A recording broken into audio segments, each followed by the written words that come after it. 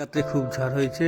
এই যে আমাদের গাছ থেকে এই আমগুলো পড়ছে, আপনারা দেখতে থাকুন। এই আম দিয়ে আমরা কি করে আমের চাটনি বানাচ্ছি।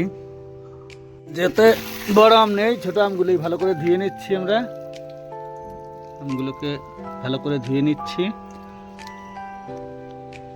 আমগুলোকে ছিলবো, ছিলার পরে সব শুরু হবে। আপনারা দেখতে থাকুন। আমগুলোকে ছিলবো, ছিলে নিচ্ছি ভালো করে।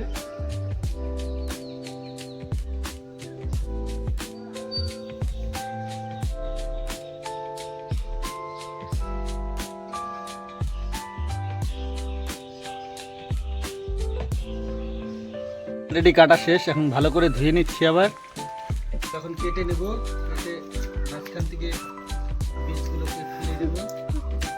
বীজগুলোকে ফেলে দিচ্ছি।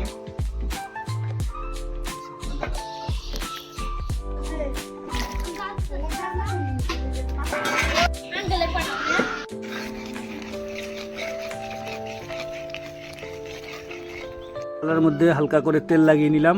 এখন আমের ইটা দিব এখানে। এখন দিচ্ছি, কালার কোনো দেয়নি, কালার ছাড়া।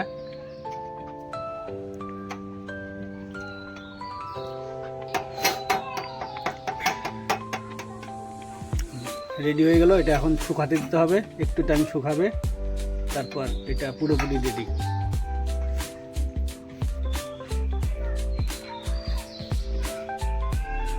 কমেন্ট করে জানাবেন কেমন হলো। ফাইনালি রেডি হয়ে গেল। এখন এটা ফ্যানের হাওয়ায় শুকাতে দিলাম, একটু টাইম শুকাবে, তারপর এগুলো প্রসেস চালু হয়ে যাবে। আমরা এটাতে ফুড কালার ইউজ করিনি, ওই জন্য কালারটা এরকম, মানে অরিজিনাল কালারটাই, ফুড কালারটা এতে ইউজ করা হয়নি।